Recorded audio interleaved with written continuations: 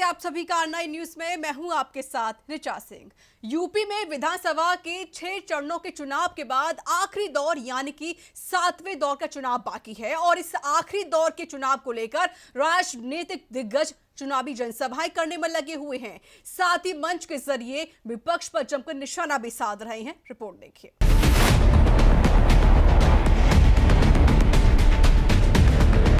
तमंचा लहराते हुए, बस्तियों में आगजनी करते हुए बेखौफ जाता था, आज उस माफिया को व्हील चेयर पर गिराते हुए आप देखते हैं।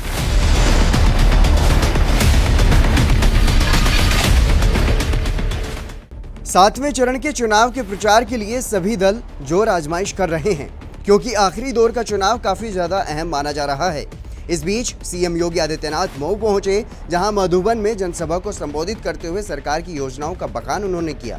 वहीं मुख्यमंत्री योगी ने मऊ के मधुबन विधानसभा में बीजेपी उम्मीदवार के समर्थन में आयोजित एक रैली को संबोधित किया।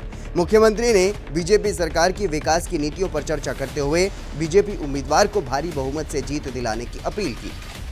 लेकिन मैं विश्वास के साथ कह सकता हूं, विजय राजभर जब आपके बीच में काम करेंगे, आने वाले समय में भाइयों बहनों यहाँ की तस्वीर को बदलने का काम करेंगे। कल्पना सराय और रामजी सिंह जी की विरासत को मजबूती के साथ, विकास के साथ जोड़ने का काम कोई नौजवान करेगा तो यहाँ का ये नौजवान विजय राजभर करेगा।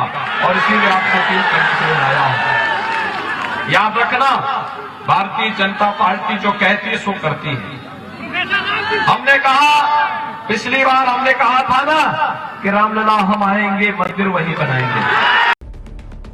मुख्यमंत्री योगी आदित्यनाथ ने कहा कि पिछले 5 साल में 5 लाख नौजवानों को नौकरी दी गई है और 2 करोड़ नौजवानों को स्वतः रोजगार से जोड़ा है। अगले 5 सालों के लिए सरकार ने तय किया है कि उत्तर प्रदेश में हर एक परिवार के सदस्य या स्वतः रोजगार उपलब्ध कराएंगे।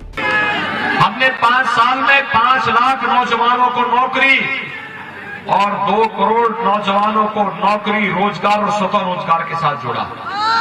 और अगले 5 साल के लक्ष्य है हर परिवार के एक सदस्य को नौकरी अथवा रोजगार अथवा स्वतः रोजगार के साथ जोड़ने का काम करेंगे। मुख्यमंत्री को सुनने के लिए पाती मैदान में बड़ी संख्या में भीड़ उमड़ी। मंच संभालते ही सीएम योगी ने केंद्र और राज्य सरकार के जनहित योजनाओं की जानकारी देने के साथ ही विपक्षी दलों पर भी जोरदार हमला बोला। हमने विकास कराया है, हमने गरीबों के कल्याणकारी योजनाएं लागू की हैं, लेकिन सपा बसपा क्यों नहीं लागू कर पाई? विकास पे चर्चा होने लग गई, सपा का एक नेता बोलने लग गया कि विकास तो हमने भी कराया है। मैंने कहा कौन सा विकास कराए हो? तो भाइयों बहनों कहता है कि हमने बहुत विकास कराया है। मैंने कहा कौन सा?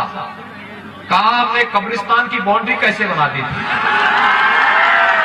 यानी उनका विकास कब्रिस्तान की बाउंड्री तक सीमित है और भारतीय जनता पार्टी का विकास गांव-गांव को जोड़ने के लिए, गांव-गांव में बिजली पहुंचाने के लिए, घर-घर में राशन पहुंचाने के लिए, फ्री में उपचार करने के लिए, हर जनपद में मेडिकल कॉलेज बनाने के लिए, हर कमिश्नरी में विश्वविद्यालय बनाने के लिए, ये भारतीय जनता पार्टी का विकास है। साथ ही सीएम योगी ने कहा कि 10 मार्च के बाद बीजेपी सरकार बनते ही विकास के लिए बुलडोजर आपके यहाँ रहेगा। साथ ही माफिया और धमकी बाजों को सबक सिखाने के लिए बुलडोजर घूमता रहेगा।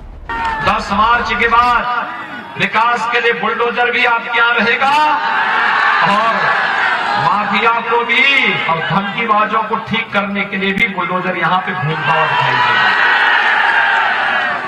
आप सभी सहमत हैं? देखो, विकास और बुलडोजर साथ साथ चले तो उसके लिए दमदार सरकार चाहिए और दमदार सरकार के लिए अधिक से अधिक विधायक चुनाव जीतने चाहिए भारतीय जनता पार्टी की तरफ से। जीतेंगे? सभी सहमत हैं? 7वें चरण के चुनाव से पहले बीजेपी छोड़ने वाले कद्दावर नेता दारा सिंह का नाम लिए बिना उन्होंने निशाना साधा, उन्हें दगाबाज कहा। साथ ही सीएम ने कहा कि बीजेपी ने माफियाओं को रोंदने का काम किया है।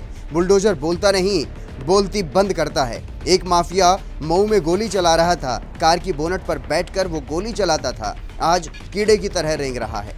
इसी मऊ में खुली खुली जीप में बैठ करके हथियार लहराते हुए, तमंचा लहराते हुए, बस्तियों में आगजनी करते हुए बेखौफ जाता था। आज उस माफिया को व्हील चेयर पर गिराते हुए भी आप देखते हैं। कुछ दगाबाज और दागदार लोग आपके बीच में घुस करके गुमराह करने का प्रयास कर रहे हैं। सावधान रहना उन दगेबाजों से।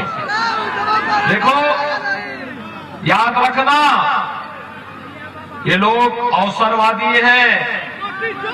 ये लोग फिर कभी नहीं आपके पास आने वाले हैं हालचाल लेने के लिए। ये लोग हमेशा बदलते रहेंगे, हमेशा भागते रहेंगे, और आपका काम है इनको भगाते रहिए, भगाते रहिए।